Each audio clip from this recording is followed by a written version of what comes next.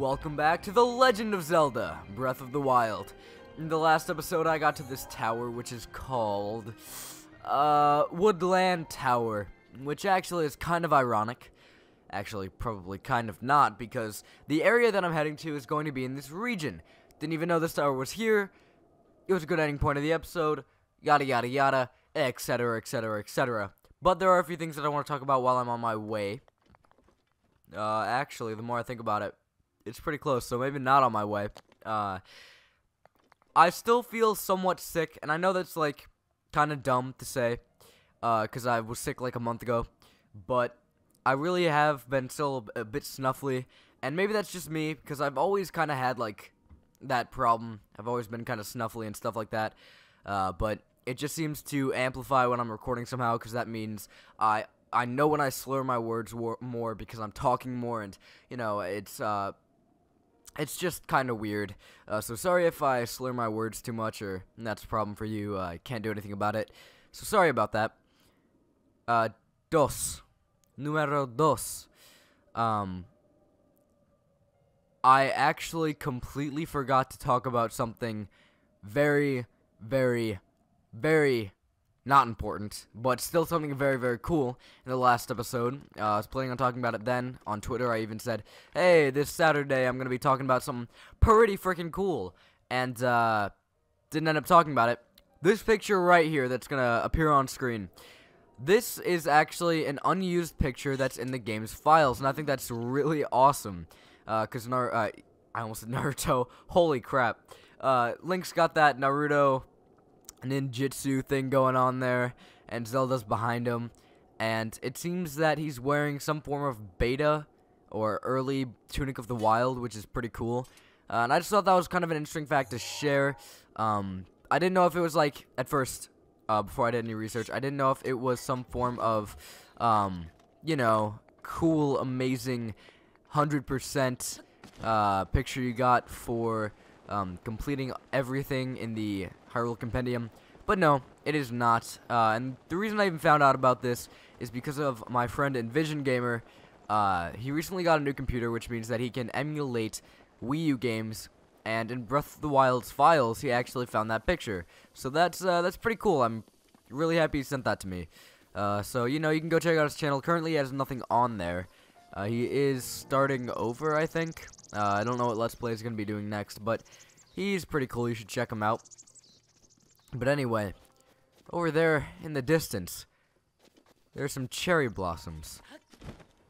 But before all that, we have something else to deal with.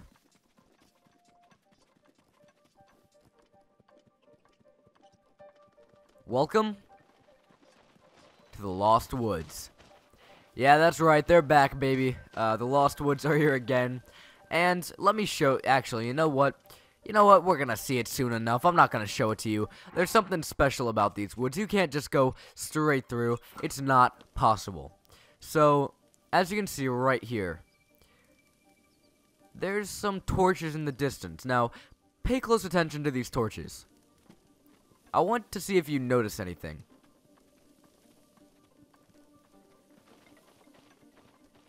Now the ashes are blowing this way, and wait a second, that way there's another torch, and if you keep going, wow, there looks to be some form of special thing with fire and wind. If it's not already obvious, you're gonna need to know by this point. Right here, if you look around, there's no other torches that you haven't been to already. But if you look at the ashes, it's telling you to go this way. So, if I run this way, you'll see another torch in the distance. Now, here's where it gets tricky. I didn't know about this whole fire gimmick in my first playthrough, and I only knew about it until my friend Envision Gamer. Wow, seems to be some form of coincidence there. Until he told me. Now, honestly, I don't know how you're gonna figure this out first time through. It's very, very subtle that the fire shows where you're supposed to go. And I understood, like, oh, there's a torch here. That means it has to do something with the fire. But I couldn't tell what. So it's kind of weird. and I don't know how I feel about it. Now, I could follow the torch, or I could run straight through here, I believe. It's around here somewhere. Here it is. And I can find some DLC. That's right, more of DLC Pack 1. And we got the Korok mask. It's a mask inspired by those fun-loving Koroks. It shakes when one is hiding nearby, so guess what? It's easier to find Koroks now. How nice is that? I'm gonna wear it just for, you know, funsies, I guess, but it is very useful if you're actually going for all the Koroks, which I am not. So, I'm good. I don't really need it, but it's cool to have. Now I'm gonna run back to these torches so I can light torches. I guess they are. Yeah, they are. But I guess I'm more thinking this type of torch that I'm holding in my hand. Now let me see. If I remember correctly, it's this way, yeah? Alright.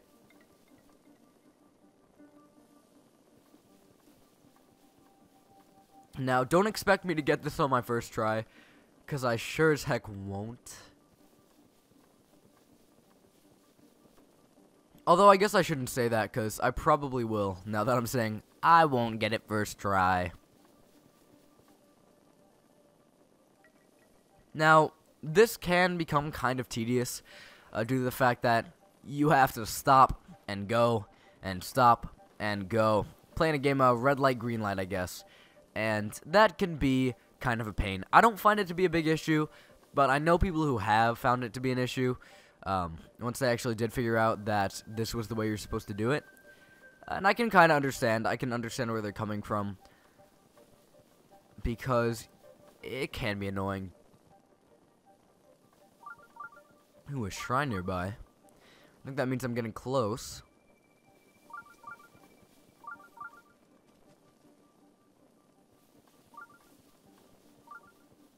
I think that means I'm there. I'm actually here. Whoa.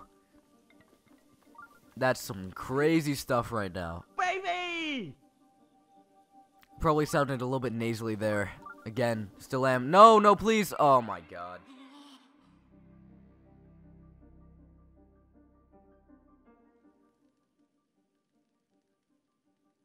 Well, I guess when I said I wasn't getting it first try, I wasn't lying. Now I gotta do it all over again. Oh, man. And, you know, I'm sure you can understand that, or understand how people had a problem with this when they were literally wandering around and just getting sucked in every single gosh darn second. And, that can be annoying, so either way you do this, honestly, the Lost Woods is just kind of an extra little thing which can be annoying, and, I think it's a cool addition, and I think the way they did it is pretty good. I love the music here. It really adds to the atmosphere. But, you know, was it necessary? I mean, yeah. Is it fun? Not really. And I'm here again. I'm here. Let me see. I feel as if... Yeah, I know it's this way, but... I know there's a shrine around here. I believe there's one that's in the Lost Woods somewhere. I'll be back for you. But, we're done. No more use of that torch. And I guess, you know, people shouldn't be that annoyed because it's really not a very long segment. But it can get annoying again if you're wandering around and you don't know what to do. And it can be kind of, you know, subtle what you have to do. And I can understand why people would be kind of annoyed by this.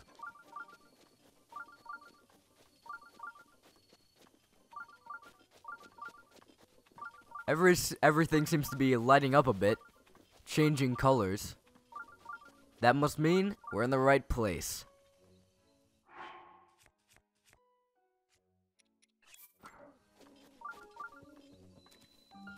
Welcome to the Korok Forest. Hestu should be around here somewhere, but first of all, let me say, oh my lord, this is beautiful. I love this area so much, and just the whole atmosphere. I'm gonna shut up for a bit so you actually can hear all this cool stuff, but I just love it so much. Maybe that's because I'm a forest type of guy, but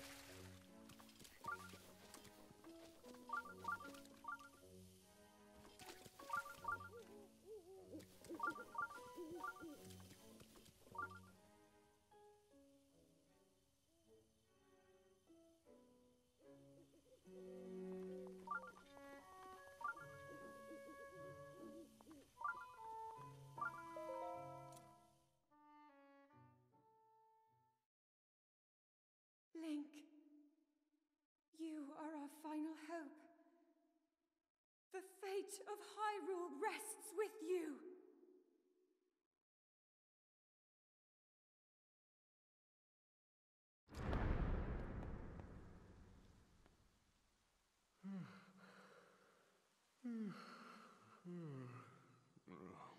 Who is that? Did I doze off again? Well. It's you. You finally decided to return. Better late than never. After 100 years, I'd nearly given up hope on seeing you again. Even my patience has limits, you know. That look on your face tells me that you have no recollection of me, however. I have watched over Hyrule since time immemorial. Many have referred to me over the ages as the Deku Tree. That is the weapon created by the ancient goddess. The sword that seals the darkness that only the chosen knight can wield against the Calamity Ganon. Believe it or not, it was actually you who wielded that sword 100 years ago. But I must warn you to take extreme caution. The sword stands as a test to anyone who would dare attempt to possess it. As you are now, I cannot say whether you are worthy or not. If you sought to free the sword in any sort of weakened state, you would surely lose your life where you stand.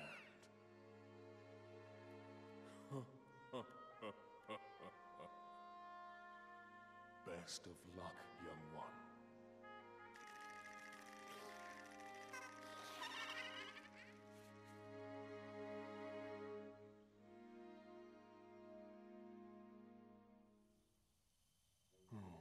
The sword cares not for your physical might.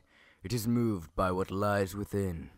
It cuts through bravado and superficial enchantments. Only true strength can draw it from its resting place. The only way to know if you have what it takes is to try. Or you could have played the game already. What are you talking about?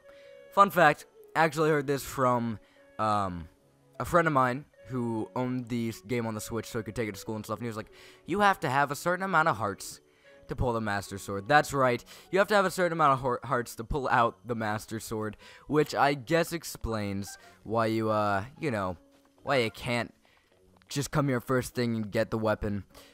But, I mean, I still find it to be kind of dumb. They could have probably done a better way of doing it. Maybe recover all your memories so it actually, considers what lies within it instead of considering what lies, I don't know, physical strength. I thought you said it didn't look at physical strength at all. Here it is, taking away my hearts, checking how many hearts I have. But yeah, superficial enchantment won't actually allow you to pull out the Master Sword. So golden hearts, yeah, those aren't gonna help you at all, which sucks a lot. Now, I would like to talk about something else while I'm here. This voice acting, it is the hottest of trash I have ever heard. And oh god, as soon as I heard it in this cutscene, I was like, that is some garbage. It's not good. It's not good at all. That's a problem. I feel like they just had no voice direction, but then again, I'm no voice acting nerd, so I don't know jack. But anyway, over here is Hestu, and I think I'm gonna spend the rest of my time exploring this forest. But let's start with Hestu. It's you, we meet again! What's with the silent treatment? Don't you remember me? I'm the musician of Korok Forest, Hestu. I'm impressed you found your way through the Lost Woods and made it here. So, have you brought me any more Korok seeds? I sure hope so. If you'll return my lost Korok seeds, yada yada yada, shield stash, come on.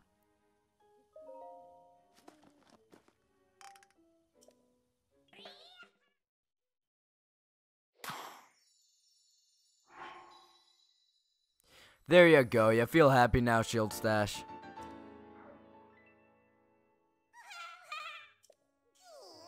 And that's probably the only level to get. I need 5. Oh no, I could have gotten it. Well, I'll be back here later to upgrade more stuff. But until then, goodbye, Hestu. It's been fun. And let's explore a bit more, because I still have a few minutes left. I usually like to go up to 20. If I haven't already said that, which I know I have. So, shouldn't even be saying that.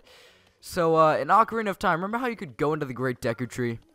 Well, here, you can still go into the Great Deku Tree. But it's not like before. It's not some massive dungeon. They didn't put a secret dungeon here, even though that would have been awesome. That would have been freaking amazing. It's just a little market area where you can buy stuff. It's an iron shroom, a rush shroom, a stamella mushroom, hardy truffle, and some razor shrooms. Already have at least one of all those. The most mighty weapon, the spoon ladle. Oh, come on. I'm gonna have to get rid of something to get that spoon ladle. It's the best weapon in the game. Over here, again, just another little shop. Hardy radish, apple, Hylian rice, which you can find in the grass, so, kind of not worth buying, to be honest. Cane sugar. Isn't it sugar cane? But what am I talking about? What is this, Minecraft? Shock arrows, stuff like that. So, again, just a little shop, which is cool. You can cook in there, which is nice.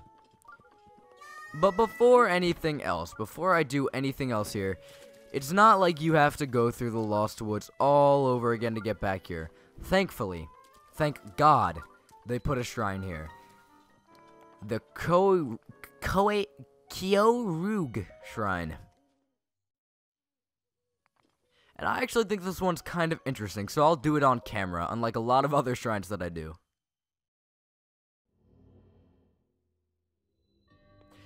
Fateful Stars. Now, I was super confused the first time, to be honest. I didn't notice that there were constellations right there on the back of the shrine. I was like, oh, I gotta go change the time, gotta go outside, gotta check the stars. No. I was just being dumb. I didn't even read this, which is probably a problem.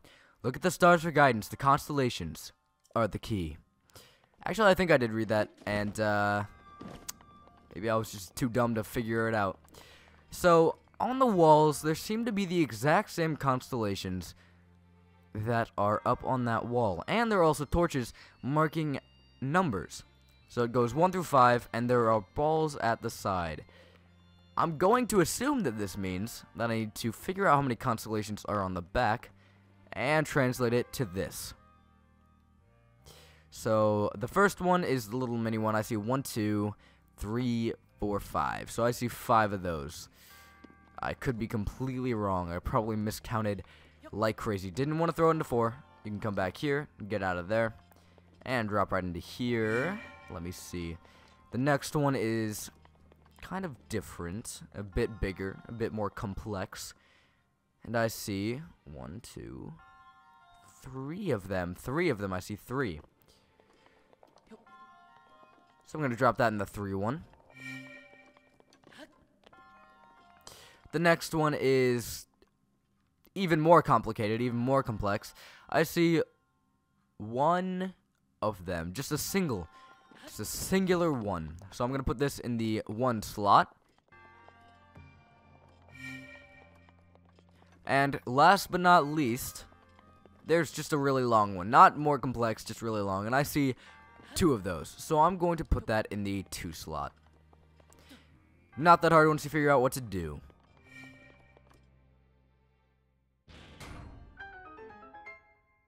But that's not all the challenge. If I take, I believe, a right. Yeah, right here. There are more constellations. So there's 1, 2, 3, 4 of the small ones now. So you're going to have to run between the rooms to check to see how many constellations there are. That means you're going to be running back here. If you're doing it the way I am, at least, I think 4 times, running back and forth 4 times, so that can be kind of tedious. But I don't remember what it gives me. So until I know that, you know, what are you going to do? I don't think it's anything super important. I think it's maybe a weapon. Obviously, since we're in a forest, there's going to be a lot of forest dweller stuff. So it's probably most likely going to be one of those, because it just seems like a normal, average Joe chest. Nothing too important in there. There are 2 of the different semi-complicated ones. I'm going to call them twofers, because they got 2 little separate lines there. I'm sorry, it's the best name I could come up with. There were 2 of them, right? Yeah, I'm probably wrong, but who cares? I can count again as soon as I get back down here. There were 2 of them. Nice. More complicated one. There's 2, and then it's wait, hold on. Yeah, 2 and 1. 2 and 1. So really not that bad. Not that bad at all. Let me see. This one is 2. And this one is 1. This is 1. I had to nudge that in a bit. Didn't expect to have to do that.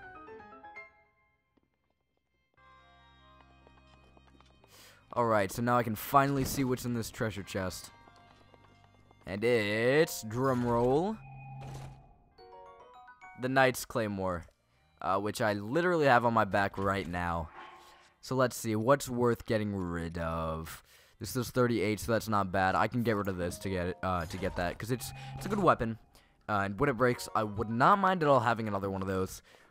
So that's just good to have. Good to have in general. And with that, there's nothing else in the shrine, so we can go ahead and end it off. Pretty easy, if you know what to do, that is.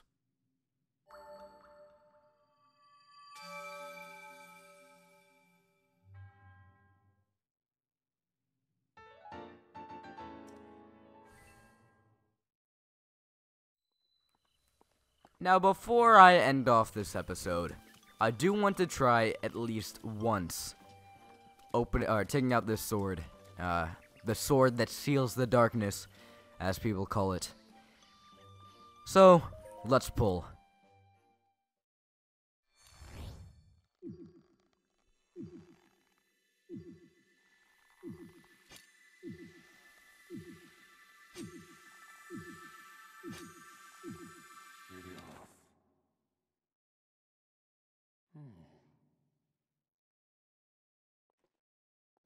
You would have lost your life if you hadn't released your grip on the sword. Prepare before you try again, for I will not stay your hand partway through the next time. So, you need more than, I believe I have like 11 hearts at this point. So that means you have to have more than that. So you do actually have to do a lot of shrines to get this. And I'm gonna spoil it for you right now. Oh, spoilers! You have to have 13 hearts to get this out, and I've talked about that a lot. I've kind of nudged towards it quite a few times, but not the specific number. You actually do need 13 hearts to pull the Master Sword out of the pedestal, and that is just it's annoying. But we're almost there, so I can almost get this out of there, or get this out of that pedestal. But without further ado, thank you for watching this episode of The Legend of Zelda Breath of the Wild. Link, look at that, there you go. Don't look at that sword, look at the camera. In the next episode, I'm probably going to be exploring this a bit more, because there are a few things that are left to be done here.